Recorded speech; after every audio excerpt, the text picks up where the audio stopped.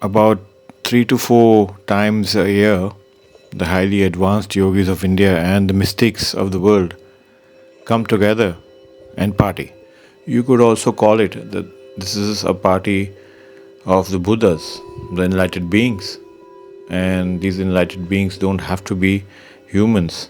So long back, I was in deep Himalayas with my master undergoing rigorous training, and around this time of the year, he just suddenly one day looked to me and said, "We worked a lot, now let's enjoy." I looked at him and I said, "Sir, but we are always enjoying, aren't we?" And he smiled at me and looked into my eyes and said, "Yes, we are always enjoying. That is our culture. That is our religion. But enjoyment happens at various levels of consciousness and awareness. So let's enjoy at much more subtle and deeper levels." And after a period of silence, he looked into the fire which was burning next to us and said, "Let's go and party." And I said, "Party?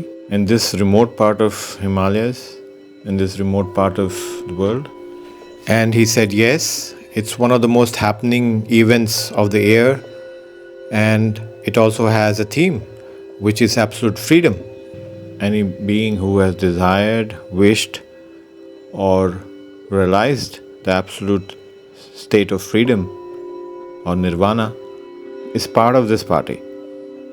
And he said, "Well, this party also has a dress code." He took a skull cap made of bones, which always lay next to him, and put it on my head. And he said, "You are a special invitee to this party, and this is your dress code."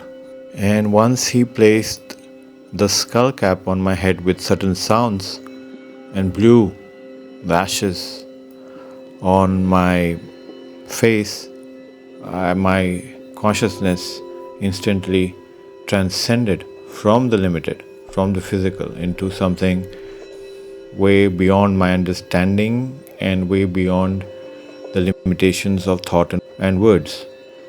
I had now entered a very gigantic plane which seemed to be in the shape of an egg. This plane was highly amusing and challenging at times because I saw all the opposites and contradictions existing side by side in perfect harmony. The rivers flowing very close to the ocean and each one respecting each other's boundaries. Trees which were growing on land had reflections in water which were many times greater to its actual appearance, size, or age.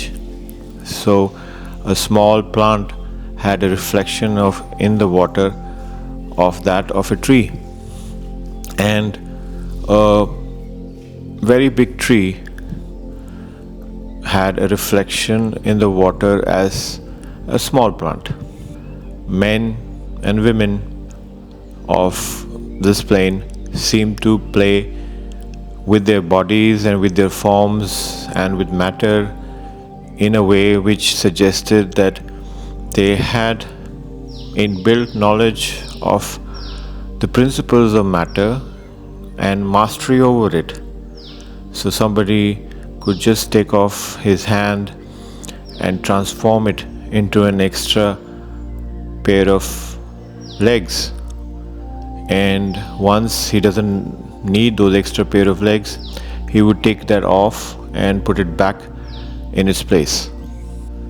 At the center of this plane lay the party venue, and at its very big dance floor, I could see groups of men dancing and exhibiting their skills of mastery over various elements. So some being was showing off dancing and showing off his skills or mastery over fire element, another one on mastery over water element, and all this exhibition of mastery over elements or magic was directed at some specific audience which was seated next to the dance floor in large numbers.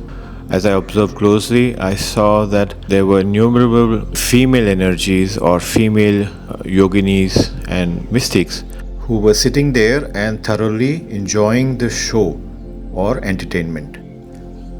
In this highly vibrant, joyful, and ever changing amusement party, the menu was highly elaborate, but core on which this party was based was vibrations, sound, and light. It was at this juncture that my master holded my hand and asked me, "Son, is there anything you want to know before I merge with the elements of this plane?" And I could already see visible signs of his physical transformation. His consciousness was like that of the still water of a lake, which perfectly reflected its environment. "Master, what's going on between the male and female energies here?" He said, "Masculine and feminine energies don't exist by itself. They are highly interdependent, just like the two sides of a coin. And so whatever mastery the male yogis have achieved is only because of the contribution of the feminine yoginis. And this ritual or this practice is a recognition, is a appreciation of this contribution. Just like the waves, when they touch the shore and move back to the ocean, is how I saw consciousness of my master move away from me towards and merging in the universal consciousness. Once he had left, I sat in a corner and I said to myself, "Oh boy, we always thought that yogis and mystics renounce the world, renounce the pleasures of the world and objects of the world and don't enjoy life. This is not true. They enjoy many times more than us, and there is no doubt about it." Yes, we may not be aware of this aspect of existence or existing, but that doesn't change the fact. When I entered the celestial party, my initial thoughts were that it was highly amusing and entertaining, but also challenging. And then slowly, I started to understand that by observing the environment and the beings, because each of these beings were masters in their own rights, I could learn a lot. And the third and the most strongest feeling was within me was that I have to let go of myself, because I cannot stop this surge of ever new happiness, ever new adventure.